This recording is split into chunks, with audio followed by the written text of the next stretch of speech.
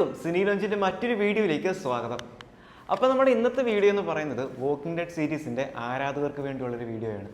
ആരാധകർക്ക് വേണ്ടിയെന്നല്ല, walking dead series കണ്ടുകൊണ്ടിരിക്കുന്ന അല്ലെങ്കിൽ അത് കണ്ടിട്ടുള്ളവർക്ക് വേണ്ടിയുള്ളൊരു വീഡിയോയാണ്. ദ വോക്കിംഗ് ഡെഡ് സീരീസിന്റെ സ്പിൻ ഓഫ് ആയ ദ വൺസ് ഹു ലിവ് എന്ന സീരീസിനെ കുറിച്ചാണ് ഇന്ന് നമ്മൾ സംസാരിക്കുന്നത്. അപ്പോൾ ദ വോക്കിംഗ് ഡെഡ് എന്ന സീരീസ് മുഴുവനായിട്ട് കണ്ടവർ ഈ വീഡിയോ കണ്ടെങ്കിലേ അവർക്ക് മനസ്സിലാകാനായിട്ടുള്ള വഴിയുള്ളൂ. കാരണം അതിനുശേഷം നടക്കുന്ന കാര്യങ്ങളാണ് സ്പിൻ ഓഫിലൂടെ പറഞ്ഞു പോകുന്നത്. അതിൻ്റെ ഒരു സീക്വൽ കൂടിയാണ് ഈ സീരീസ്. അതുകൊണ്ട് തന്നെ വോക്കിംഗ് ഡെഡ് സീരീസിന്റെ ക്ലൈമാക്സുമായിട്ട് ബന്ധപ്പെട്ട പല കാര്യങ്ങളും നമ്മൾ പറയാൻ സാധ്യതയുണ്ട്. അതുകൊണ്ട് തന്നെ വോക്കിംഗ് ഡെഡ് കണ്ടവർ ഈ ഒരു വീഡിയോ കാണാനായിട്ട് ശ്രമിക്കുക. അപ്പോൾ വോക്കിംഗ് ഡെഡ് കണ്ടവർക്ക് അറിയാം റിക്ക് മരിച്ചിട്ടില്ല എന്ന്. കാരണം തീരുന്നിടത്ത് റിക്ക് എവിടെയാണുള്ളതെന്ന് നമ്മളെ കാണിച്ചു പോകുന്നുണ്ട്. അങ്ങനെ എവിടെയാണ് റിക്ക് എന്നാണ് ഈ സീരീസ് കാണിച്ചു പോകുന്നത്. റിക്കിനെ തേടി ഇറക്കുന്ന മിഷേലിനെയൊക്കെ നമ്മൾ അവസാന ഭാഗങ്ങളിൽ കാണുന്നുണ്ട്. അങ്ങനെ മിഷേൽ റിക്കിനെ കണ്ടെത്തുമോ, റിക്കും മിഷേലും കൂടെ ഒരുമിച്ച് അലക്സാണ്ട്രിയയിൽ എത്തുമോ, അങ്ങനെയുള്ള കാര്യങ്ങളൊക്കെയാണ് ഈ ഒരു സീരീസിൽ പറഞ്ഞു പോകുന്നത്. ആദ്യമേ തന്നെ പറയട്ടെ, തമ്പനയിൽ കണ്ടതുപോലെ ഭീകരമായ ഒരു പരാജയമല്ല ഈ ഒരു സീരീസ്. ആദ്യം 1-2 എപ്പിസോഡുകൾ ഇങ്ങനെ മെല്ലെ മെല്ലെ പതിഞ്ഞ താളത്തിൽ പോകുമെങ്കിലും അവസാനം ഒരു 3 എപ്പിസോഡിലേക്ക് വരുമ്പോൾ നമുക്കും ആ ഒരു ത്രില്ലിങ്ങിലേക്ക്, വോക്കിംഗ് ഡെഡ് കണ്ട അതേ ഒരു ത്രില്ലിംഗ് ഫാക്ടറിലേക്ക് നമ്മളെ എത്തിപ്പെടും. പക്ഷെ ആദ്യത്തെ ഒരു 2-3 എപ്പിസോഡ് ചിലപ്പോൾ നമുക്ക് ലാഗായിട്ട് ഫീൽ ചെയ്തേക്കാം. എങ്കിലും അവസാനത്തെ ആ ഒരു 3 എപ്പിസോഡിലേക്ക് എത്തുമ്പോൾ നമുക്കും ആ ഒരു ത്രില്ലിംഗ് ഫാക്ടർ അനുഭവിക്കാനായിട്ട് സാധിക്കും. മറ്റൊരു പ്രത്യേകത എന്ന് പറയുന്നത്, വോക്കിംഗ് ഡെഡിൽ നമ്മൾ കണ്ട മറ്റ് കഥാപാത്രങ്ങളൊന്നും തന്നെ ഈ ഒരു സീരീസിന്റെ സ്പിൻ ഓഫിലേക്ക് എത്തുമ്പോൾ, പ്രത്യേകിച്ച് ഇതിലേക്ക് എത്തുമ്പോൾ നമ്മൾ കാണുന്നില്ല. അവർക്കായിട്ട് സെപ്പറേറ്റ് സ്പിൻ ഓഫ് വേറെ ഉണ്ട്. അപ്പോൾ ഇനിയാണ് ബാക്കി കാര്യങ്ങളിലേക്ക് കടക്കുന്നത്. അലക്സാണ്ട്രിയയിലേക്ക് റിക്ക് എത്തുമോ എന്നതൊക്കെയാണ് ഈ സീരീസ് പറഞ്ഞു പോകുന്നത്. അതിനായിട്ട് റിക്ക് ത്യജിക്കേണ്ടി വരുന്ന കാര്യങ്ങൾ ചില്ലറയൊന്നുമല്ല. അതൊക്കെ തന്നെ സീരീസ് കണ്ട് മനസ്സിലാക്കേണ്ട ഒന്ന് തന്നെയാണ്. ഈ ഒരു സീരീസിലേക്ക് വരുമ്പോൾ നമ്മൾ വാക്കിംഗ് ഡെഡിൽ ഉടനീളം കണ്ട ആ റിക്കിനെ ആയിരിക്കില്ല ഇവിടെ കാണുന്നത്. ഒരുപാട് സ്വഭാവത്തിലും മറ്റു കാര്യങ്ങളിലൊക്കെ മാറി ഒരു റിക്കിനെയാണ് കാണുന്നത്. അത് ചിലപ്പോൾ നമുക്ക് ചെറിയ ചെറിയ അലോസരങ്ങളൊക്കെ ഉണ്ടാക്കാം. പക്ഷെ അങ്ങനെയല്ല കാര്യങ്ങളുടെ കിടപ്പ്. അത് നിങ്ങൾക്ക് ആ ഒരു അവസാനത്തെ 3 എപ്പിസോഡിലേക്ക് എത്തുമ്പോൾ കൂടുതലായിട്ടും മനസ്സിലാക്കാനായിട്ട് സാധിക്കും.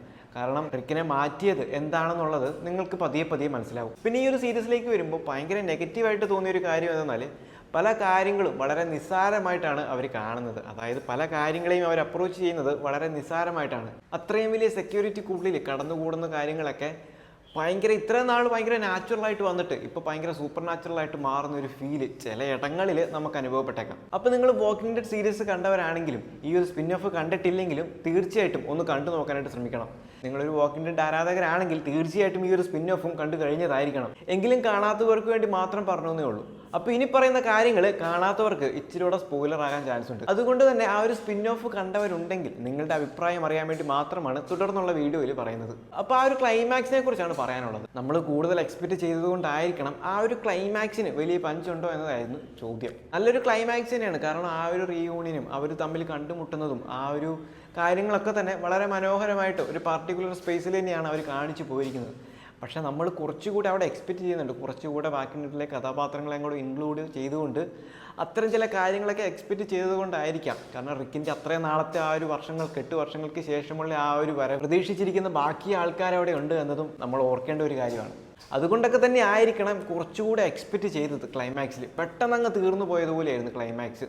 കുറച്ചുകൂടെ എന്തെങ്കിലുമൊക്കെ ആഡ് ചെയ്തിട്ട്, കാരണം വോക്കിംഗ് ഡെഡ് കണ്ടവർക്കറിയാം റിക്കും ബാക്കിയുള്ള കഥാപാത്രങ്ങളും തമ്മിലുള്ള ആ ഒരു ആത്മബന്ധം. അപ്പോൾ എൻഡിങ് കുറച്ചുകൂടെ മനോഹരമാക്കായിരുന്നു. പക്ഷേ ബാക്കിയുള്ള സ്പിൻ ഓഫിൽ കാര്യങ്ങൾ പറഞ്ഞു പോകുന്നുണ്ടെങ്കിലും ഈ ഒരു പർട്ടിക്കുലർ സീരീസിന് ആ ഒരു പ്രത്യേക ഫാൻ ബേസ് തന്നെ കാണാം. ഫാൻ ബേസ് തന്നെ ഉണ്ട്. കാരണം റിക്കിൻ്റെ ആ മടങ്ങിയവര് വാക്കിംഗ് ഡെഡ് ഫാൻസ് എല്ലാവരും കാത്തിരിക്കുന്ന കാര്യം തന്നെയായിരുന്നു. അപ്പോൾ ഈ ഒരു സീരീസിന് മാത്രം അത്രമേൽ ഫാൻ ബേസ് ഉണ്ട് എന്നത് വ്യക്തമാണ്.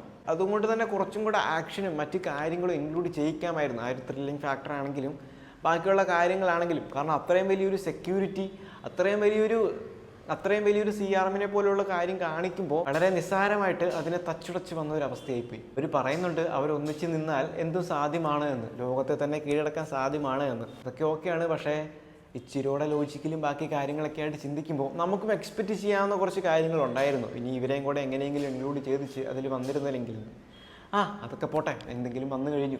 അപ്പോൾ ഈ ഒരു സീരീസ് കണ്ടവരാണ് നിങ്ങളെങ്കിൽ നിങ്ങളുടെ അഭിപ്രായം കൂടെ പങ്കുവയ്ക്കുക.